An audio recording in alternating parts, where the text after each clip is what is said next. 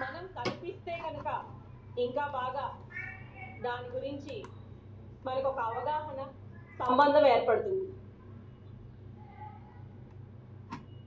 మరి గణపతి ప్రార్థనతో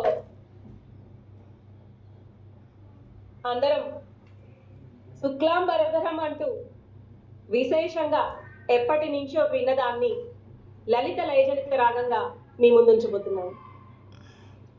శుక్లాంబరధారి శుక్లాంబరధారి శశివర్ణం భారీ శుక్లాంబరధారి శశివర్ణం భారీ చతుర్భుజాలతు స్వారీ చతుర్విధ ఫలపురుషాధారి శుక్లాంబరధారి శశివర్ణం భారీ ప్రసన్నవదనం జూరీ సిరి వెన్నెలల సొగసరి ప్రసన్నవదనం జూరీ సిరి వెన్నెలల సుగసరి విష్ణు శుభాకృతాకారి విష్ణు శుభాకృతాకారి సర్వ విఘ్నోపశాంతకారి సర్వ విఘ్నోపశాంతకారి విష్ణు శుభాకృతాకారి సర్వ విఘ్నోపశాంతకారి విష్ణు శుభాకృతాకారి శుక్లాంబరధారి శశివర్ణం భారీ శుక్లాంబరధారి శశివర్ణం భారీ మహామంత్ర రాజాకారి ఏకో దేవ గాయత్రి బీజాక్షరీ మహామంత్ర రాజాకారి ఏకో దేవ గాయత్రి బీజాక్షరీ బీజ రూపధారి సత్తు శోక మంత్ర నివారి బీజ రూపధారి శోక నివారి శ్లోక మంత్రసారి శోక నివారి శ్లోక మంత్రసారి శుక్లాంబరధారి శశివర్ణం భారీ శశివర్ణం భారీ శశివర్ణం భారీ. అంటే ఇన్నాళ్ళు మనం నేర్చుకున్న దానికే భావాన్ని లలిత లయచరిత రాగంగా మీ ముందుంచాను. మనకి శుక్లాంబరధరం విష్ణుం శశివర్ణం చతుర్భుజం ప్రసన్నవదనం ధ్యాయేత్ సర్వ విఘ్నోపశాంతయే అంటూ మొదలు పెడతాము. కానీ అదే ఆనమాలుగా ఓనమాలుగా అలా చదువుకుంటూ వెళ్ళిపోవడం అవుతోంది. కానీ దాని భావాన్ని పరిశీలించినట్లయితే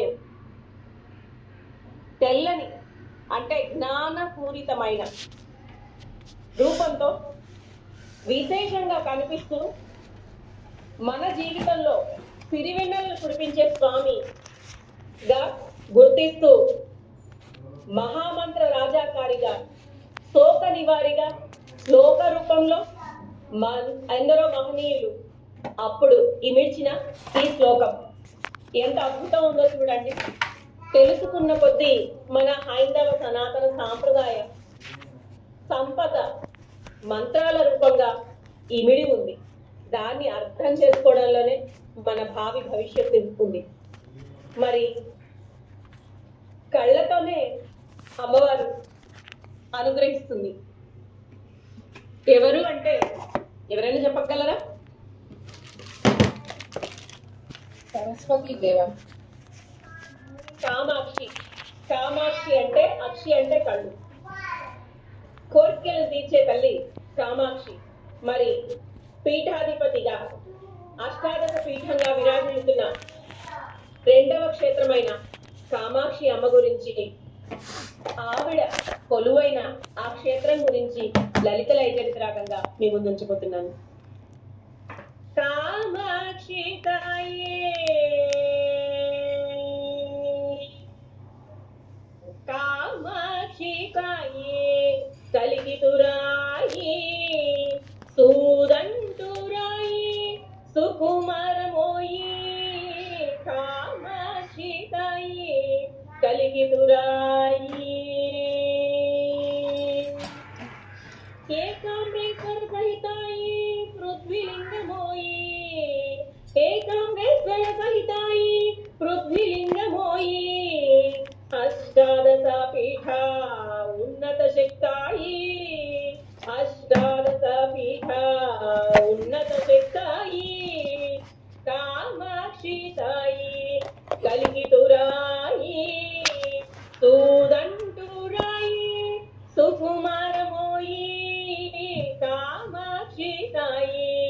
కలిగితురాయి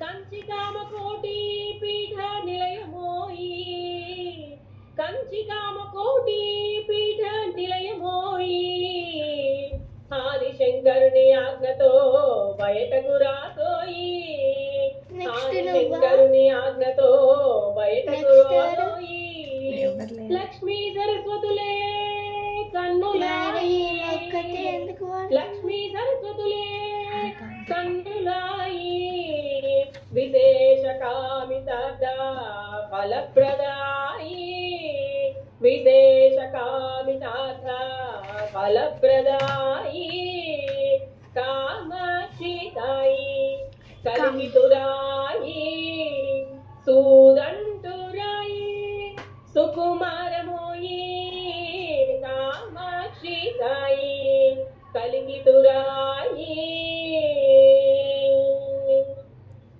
ఆమ్రఫల తపస్యాయి యోగముద్ర పద్మాసనాయి ఆమ్రఫల తపస్యాయి యోగముద్ర పద్మాసనాయి చెరుకు చిలక కమలాయి పాసాంకుశధరాయి చెరుకు చిలక కమలాయి పాసాంకుశధరాయి బంగారు వెండి బల్లి స్పర్శ పాపహరాయి బంగారు వెండి బల్లి స్పర్శ పాపహరాయి పంపా నది పరవశమాయి పవిత్రమాయి పంపా నది పరవశమాయి పవిత్రమాయి కామాక్షితాయి కలిగితురాయి సూదంటురాయి సుకుమారమోయి కామాక్షితాయి కలిగితురాయి కలిగితురాయి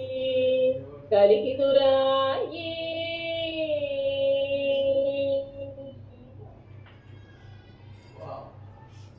మ్యూజిక్ హీలింగ్ అంటే నాదంతో వైద్యం చేయడం.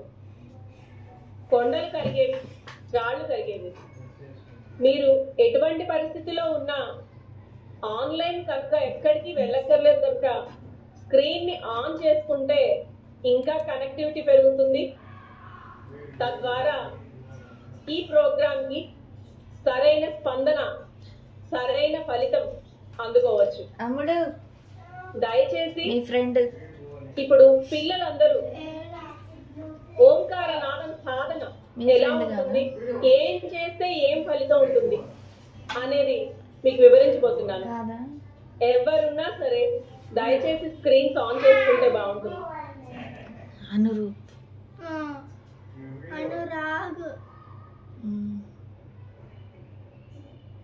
ఆయన ఎందుకు ఆడున్నాడు? నా స్టేటస్ చూసి వచ్చాను. ఓంకారం సృష్టికి ప్రణవాకారం. మరి ఈ ప్రణవాకారం ఎందుకంత విశేషం, ఎందుకంత ఫలితం? వింటేనే రోగాలు ఎలా హరిస్తున్నాయి, మరి అనుభవిస్తే ఆ ఆనందం ఎలా ఉంటుంది అన్నది లలిత లైజేంద్ర రాగంగా. అవకాశం ఉంటే కళ్ళు మూసుకుని ధ్యాన స్థితిలో కూర్చోండి. ఉన్నట్టే ఎక్కడున్నారో అలానే.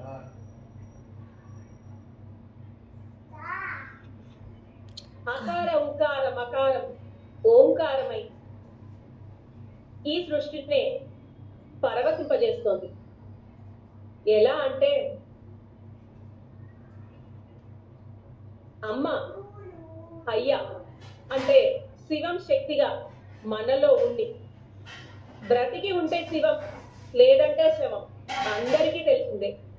మరి ఈ శివశక్తి స్వరూపాలు మనలో ఇమిడి ఎంత ఆనందాన్ని పొందుతున్నాయో వారిని ఇంకా బాగా కాపాడుకుంటే, అంటే మనదైన శైలిలో ప్రశాంతమైన జీవనం కనుక గడిపితే అప్పుడు మన జీవితం ఎలా ఉంటుంది అంటే ఓంకారనాదమంతా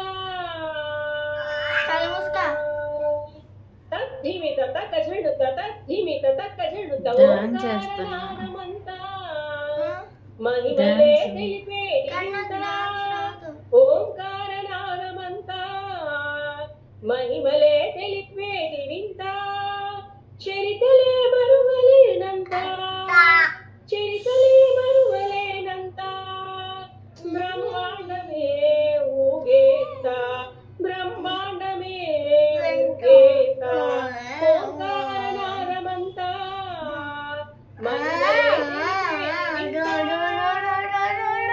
బయట ఆడుకోకుండా చింతలే శక్తి పరవశించేంత చింతలే పాపేంత శక్తి పరవశించేంత నంది చూడాడేంత లోకమే మరచేంత నంది చూడాడేంత లోకమే మరచేంత ఓంకారనాదమంతా మహిమలే తెలిపేటి వింత ఓంకారనాదమంతా మహిమలే తెలిపేటి వింత తనువంత పులకింత మనసంత కేరింత రుగ్మతలు తగ్గేంత భూలోక శాంతంత తనువంత పులకింత మనసంత కేరింత రుగ్మతలు తగ్గేంత భూలోక శాంతంత ఓంకారనాదమంతా మహిమలే తెలిపేటి వింత ఓంకారనాదమంతా మహిమలే తెలిపేటి వింత మహిమలే తెలిపేటి వింత సిద్ధులే వచ్చేంత బుద్ధులే మారేంత సిద్ధులే వచ్చేంత బుద్ధులే మారేంత కర్మలే కాలేంత సుగుణాల శివమంత కర్మలే కాలేంత సుగుణాల శివమంత ఓంకారనాదమంతా మహిమలే తెలిపేటి వింత ఓంకారనాదమంతా మహిమలే తెలిపేటి వింత మహిమలే తెలిపేటి వింత మహిమలే తెలిపేటి వింత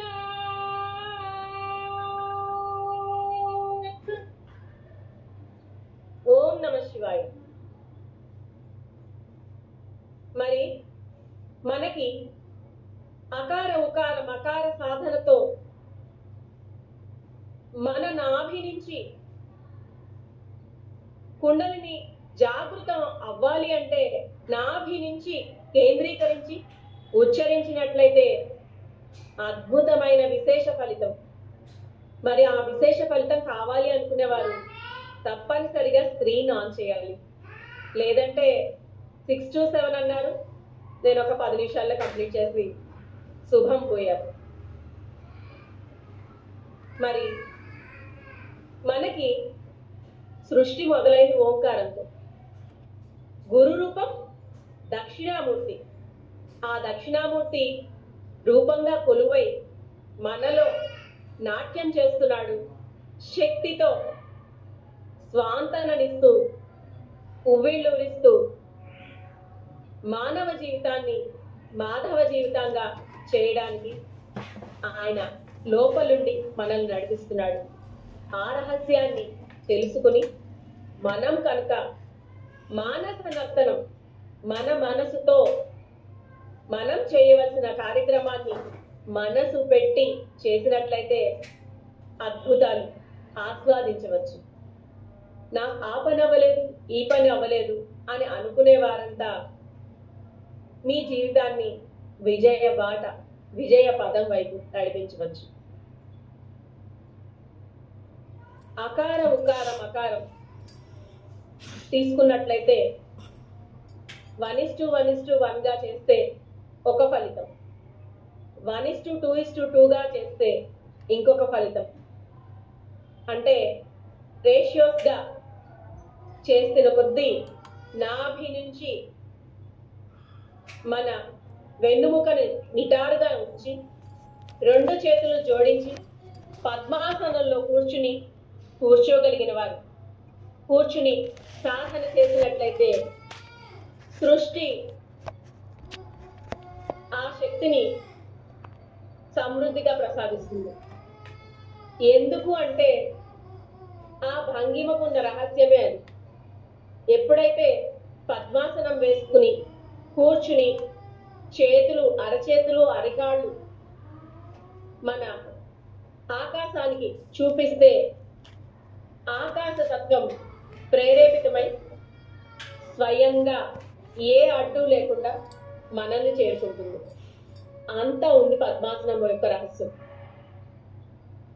అందుకే శీర్షాసనం వేసిన వాళ్ళకి చాలా ఆరోగ్యం అని చెప్తూ ఉంటారు. పద్మాసనం ఎక్కువసేపు చేయడానికి ఆసనాల్లో శీర్షాసనం వేసినట్లయితే ఆరోగ్యం. మరి అన్ని రకాలుగా సూర్య నమస్కారాలు చేసినట్లయితే ఆరోగ్యం అందులోనే దాగి ఉంది.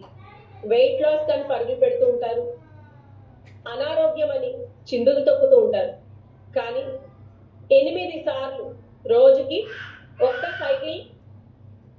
ఒక్కొక్క సైకిల్ని 8 సార్లు చేసినట్లయితే 12 ఆసనాలు కలిపి ఒక సైకిల్, ఆ సైకిల్ని 8 సార్లు చేసినట్లయితే చాలా విశేష ఫలితాన్ని అందుకోవచ్చు. సరైన గ్యాప్ ని మెయింటైన్ చేస్తూ. మరి దక్షిణామూర్తి అని చెప్పాను కదా గురురూపం. స్వామి కళ్ళతోనే తన విద్యను సనక సనందాది మునులకు ప్రసాదిస్తారు. ఎంతో అద్భుతం కదా. మీరు ఎప్పుడైనా దక్షిణామూర్తి చిత్రపటం చూసినట్లయితే మునీశ్వరులు పెద్ద పెద్ద గడ్డాలు మీసాలతో కూర్చుని ఉంటే స్వామి చిరుమంద హాసంతో చిన్మయ ముద్రతో చాలా నవ్వుతూ కూర్చుని కళ్ళతోనే శిష్యులు నోటితో అడిగిన ప్రశ్నలకు కళ్ళతో సమాధానం ఇస్తారు. మరి అంటే అర్థం ఏంటి? ఆయన ఎటువంటి ప్రదర్శన చేస్తున్నారు? మౌన వ్యాఖ్య ప్రకటిత పరబ్రహ్మతత్వం.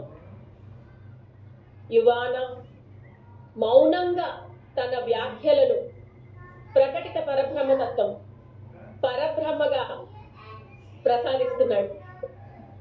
అంటే అసలు అద్భుతమైన రహస్యం చూడండి. ఎలా ఉన్న మనిషి ఎలా గురు రూపంగా మనలో ఉంటూ ఇటు గురుతత్వాన్ని బయటకు బోధిస్తూ మనకి గురువుగా తోడై యమబాధలు బాంధవ్యాలలో ఉన్న కష్టాలని తప్పించడానికి దక్షిణామూర్తిగా దక్షిణ రూపాన కొలువై ఉన్నాడు. ఈశాన్యంలో ఈశ్వరుడుగా, దక్షిణాభిముఖంగా దక్షిణామూర్తిగా. రహస్యాన్ని తెలుసుకున్నట్లయితే ఎలా ఉంటుంది అంటే దక్షిణామూర్తి తనదైన రూపంలో దక్షిణ అంటే దిక్కు కాదండి, దక్షతకి మూలం. దక్షత అంటే ఏంటి? దీక్ష అని అర్థం. అంటే ఎంత భావం ఉందో చూడండి. ఒక్క పేరుకే ఇన్ని ఇమిడి ఉంటే మరి మనలో ఉన్న ఆ శక్తిని మనం కనుక వినియోగించుకుంటే ఇంకెంత బాగుంటుంది. మరి ఆయన కూర్చున్న విధానం కూడా ఎలా ఉంటుందంటే వట విటపి సమీపే, అంటే వట వృక్షం కింద కూర్చుని ఉంటారు. ఎన్నో చెట్లున్న వట వృక్షం కింద ఎందుకు కూర్చుని ఉన్నారు అంటే వటవృక్ష బీజం చిన్నగా ఉంటుంది, మహా అయితే ఆవగింజలంతా. ఆ ఆవగింజలంతా ఉన్నదై ఎలా ఉంటుంది? మామూలుగా ఆవగింజంత వృక్షం పెద్ద చెట్టై మర్రి ఊడలతో ఎక్కడ ఇంత అవకాశం ఉన్నా భూమిలో చొచ్చుకుపోయి మరి తను జీవం పోసుకుని మిగతా చెట్లకి శక్తినిస్తుంది. అంటే అసలు మనకి మూలం ఎక్కడుందో తెలియకుండా మొత్తం అంతా బలంగా విస్తరించి ఉంటుంది. అసలు మూలాన్ని కనుక్కోవడమే చాలా కష్టం అన్నమాట. అంటే ఈ ఆధ్యాత్మికత రహస్యం వినరా? అది ఆత్మ కథ, ఆధ్యాత్మికత. ఏమని? మన ఆత్మ కథే ఆధ్యాత్మికత. ఆది నుంచి వచ్చిన ఈ ఆత్మ శ్వాసను గురువుగా, ఆత్మని కథగా విచారిస్తూ వివరిస్తూ ఎక్కడికక్కడ, విచారం అంటే ఇక్కడ క్వశ్చన్ అని అర్థం, ఎక్కడికక్కడ అన్ని వివరిస్తూ మనకి ఒక సనాతన సాంప్రదాయాన్ని నిలబెట్టారు. అది దక్షిణామూర్తి యొక్క రూప రహస్యం, ఆంతర్యం.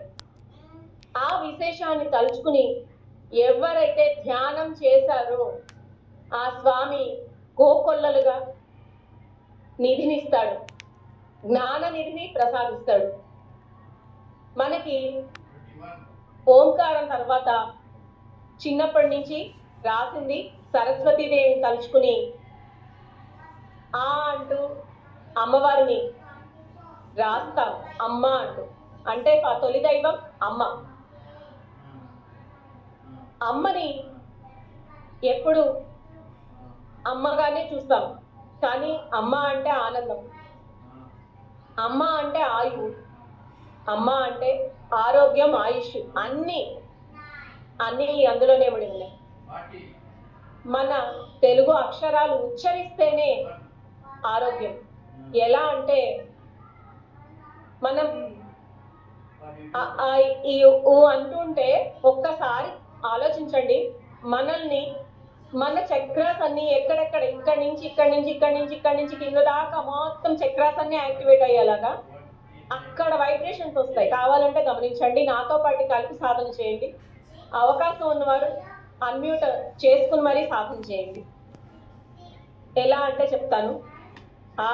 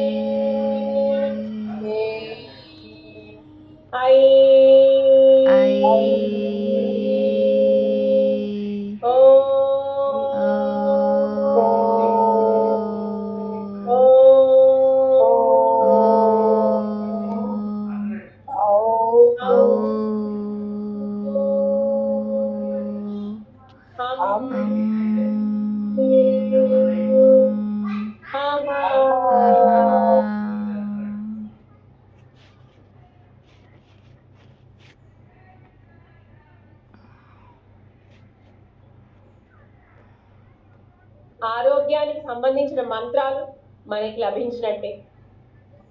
అక్షరం అంటే ఇంకా దాన్ని మించింది లేదు. మాతృభాష, ఆ మాతృభాషలో ఉన్న శక్తే అది.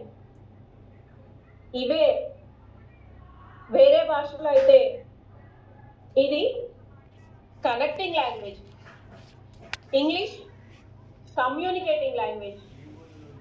ఈ కనెక్టింగ్ లాంగ్వేజ్ మనకి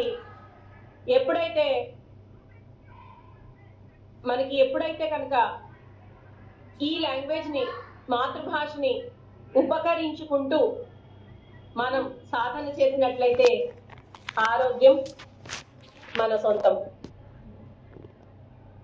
మరి ఎన్నో రకాలుగా సరస్వతీదేవి మనము కొలుస్తూ ఉంటాము. సరస్వతీదేవి కొలువై ఉన్న క్షేత్రం ఎలా అష్టాదశ పీఠంగా 15వ క్షేత్రంగా విరాజిల్లుతూ భక్తులని పరవశింపజేస్తోంది. మరి ఆ తల్లి క్షేత్రగానం గురించి హ్రీంకారమే వరమై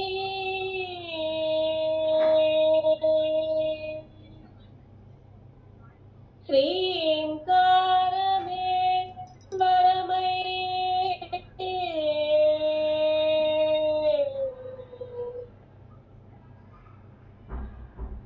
హ్రీంకారమే వరమై స్వరమై పరమై గమనమై జ్ఞానరూపాన సంగీత సాహిత్యపురమై విజ్ఞాన రూపాన సంగీత సాహిత్యపురమై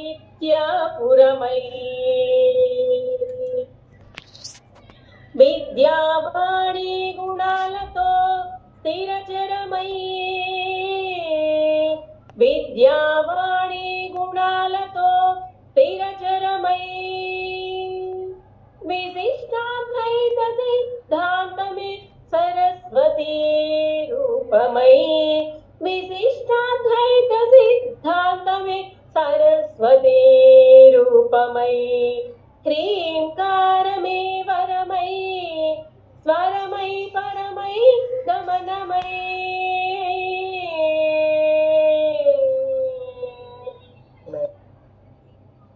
నీలం నది లోయలోన సర్వజ్ఞాన పీఠమై నీలం నది లోయలోన సర్వజ్ఞాన పీఠమై నారద శారద శిఖరాలే జ్ఞానాధిపతి లిపియై నారద శారద శిఖరాలే జ్ఞానాధిపతి లిపియై శుక్లపక్షాష్టములన్నీ అద్భుతమై శుక్లపక్ష అష్టములన్నీ అద్భుతమై అమ్మ కుడి చేయికి భవానిగా పూజితమై అమ్మ కుడి చేయికి భవానిగా పూజితమై హ్రీంకారమే వరమై స్వరమై పరమై గమనమై జ్ఞాన రూపాన సంగీత సాహిత్యపురమై విజ్ఞాన రూపాన సంగీత సాహిత్యపురమై పాక్గొడవల్లో ఆలయం శిథిలమై అహం ధనం కులం రక్కసమై పాక్గొడవల్లో ఆలయం శిథిలమై అహం ధనం కులం రక్కసమై అమ్మ స్థానమే ధ్వంసమై శృంగేరికి పయనమై అమ్మ స్థానమే ధ్వంసమై శృంగేరికి పయనమై తల పురాణం వీడనిదై అష్టాదశ పీఠమై తల పురాణం వీడనిదై అష్టాదశ పీఠమై శ్రీంకారమే వరమై స్వరమై పరమై గమనమై జ్ఞాన రూపాన సంగీత సాహిత్యపురమై విజ్ఞాన రూపాన సంగీత సాహిత్యపురమై విజ్ఞాన రూపాన సంగీత సాహిత్యపురమై.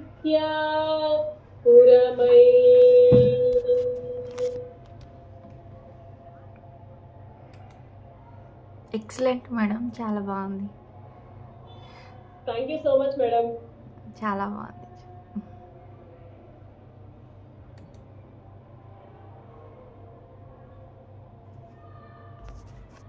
మరి